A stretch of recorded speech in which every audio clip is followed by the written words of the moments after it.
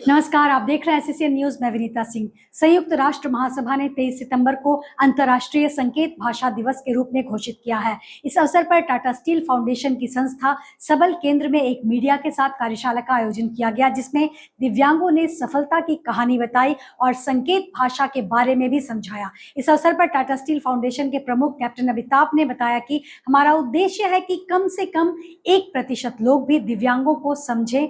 सबल ग्रामीण क्षेत्रों में ज्यादा कार्य करती है। वहीं सबल संस्था के संचालक कुमार गौरव बताते हैं कि कार्यशाला का मुख्य उद्देश्य मीडिया में यह बताना है कि दिव्यांग को सहानुभूति की आवश्यकता नहीं है, वह भी एक मनुष्य है, उसको सही रूप में प्रस्तुत करें, उसकी सकारात्मक कहानियों को दिखाएं। उन्होंने एक प्रश्न के जवाब में कहा कि दिव्यांग अधिकार कानून के बाद बहुत सारा बदलाव हुआ है और भी बदलाव की जरूरत है। समाज में उनकी स्थिति अब बेहतर हो रही है।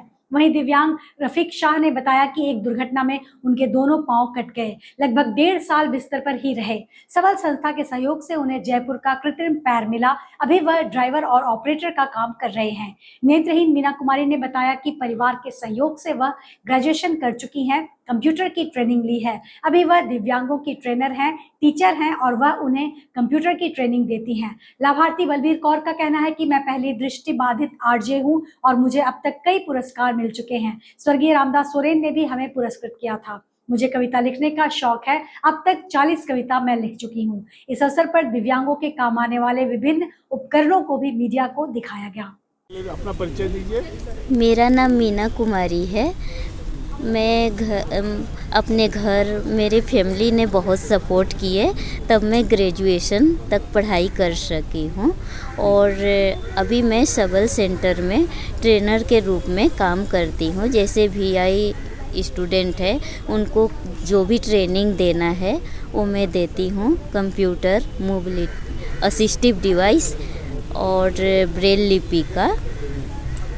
धन्यवाद जी।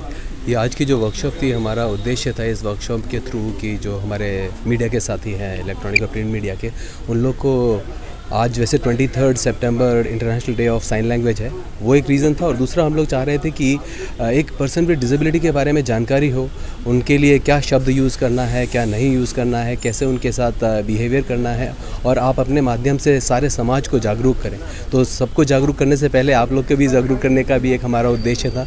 तो आज सबल जो टाटा स्टील फाउंडेशन के द्वारा हम कार्यक्रम चला रहे हैं, वो पर्सन विद डिसेबिलिटी की डिग्निटी के लिए काम करता है। तो और ख़ास तौर से हमारा जो फोकस रहता है वो रूरल एरिया में रहता है, बिकॉज 70% से ज़्यादा पर्सन विद डिसेबिलिटी जो रहते हैं वो रूरल एरिया में रहते हैं, और ज़्यादातर उनके जो सुविधाएं या स्कीम्स हैं वो अर्बन एरिया में अवेलेबल हैं। नाम पद बता दीजिए। मेरा नाम है कैप्टन अमिताभ, मैं टाटा स्टील फाउंडेशन में काम करता हूँ। मेरा नाम हुआ रफीक शाह, मैं चांडिल का रहने वाला हूँ।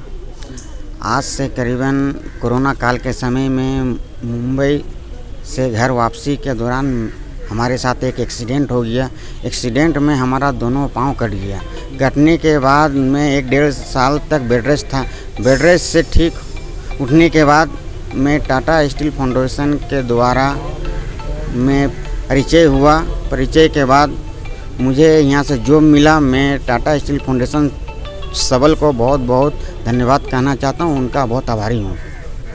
क्या काम कर रहे हैं? मैं अभी टाटा स्टील यूएसएल में ऑपरेटर हूँ जी। और से परिवार चला? उससे परिवार चल रहा है सर हमारा। क्या था वर्कशॉप में आपने? वर्कशॉप में हम लोगों ने ये कोशिश की है कि कैसे पर्सन विद डिसेबिलिटी यानी दिव्यांगजनों का जो मीडिया में रिप्रेजेंटेशंस है, मीडिया में जो उनका एडवोकेसी उसको करेक्ट किया जा सके। यानी हमें ऐसा लगता है कि मीडिया का जो पोर्ट्रेयल है बहुत ही ज़्यादा इंपॉर्टेंट रोल प्ले करता है, फोर्थ पिलर ऑफ डेमोक्रेसी जिसको बोलते हैं। अगर पर्सन विद डिसेबिलिटी का करेक्ट रिप्रेजेंटेशन हो, अगर पर्सन विद डिसेबिलिटी को हम सही ढंग से समाज के सामने पेश करेंगे तो उनसे जो रिलेटेड स्टिग्मा है, मिथ है, वो दूर हो सकता है। तो मेरा मीडिया से यही आग्रह रहेगा इस वर्कशॉप के बाद कि कृपया कर पर्सन विद डिसेबिलिटी से बात करें, उनकी बड़ी कहानी जो लार्जर स्टोरी बोलते हैं उसको दिखाने की कोशिश करें, और कैसे आपके थ्रू हम ज़्यादा से ज़्यादा लोगों तक अवेयरनेस तक पहुंच सकते हैं, ताकि पर्सन विद डिसेबिलिटी एक इंक्लूसिव सोसाइटी में रह पाएँ और कंट्रीब्यूट कर पाएँ। क्या स्थिति अभी भारत में? भारत में देखिए स्थिति पहले से काफ़ी सुधरी है। Rights of person with disability act यानी कि दिव्यांगजन अधिकार अधिनियम के बाद कई चीज़ों में बदलाव आया, पर मुझे ऐसा लगता है बहुत सारी चीज़ों में अभी भी बदलाव की गुंजाइश है। एक पर्सन विदाउट डिसेबिलिटी और पर्सन विद डिसेबिलिटी के बीच में जो गैप है वो ब्रिज करना बहुत ज़रूरी है। दोनों समाज को एक दूसरे को समझना बहुत ज़रूरी है। कितने लोग अभी तक आपके पूरे भारत में होंगे इस तरह के?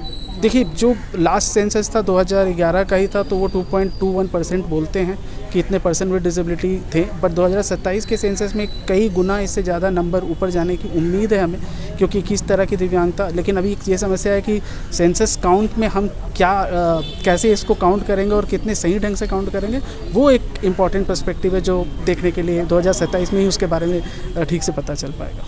Thank you so much.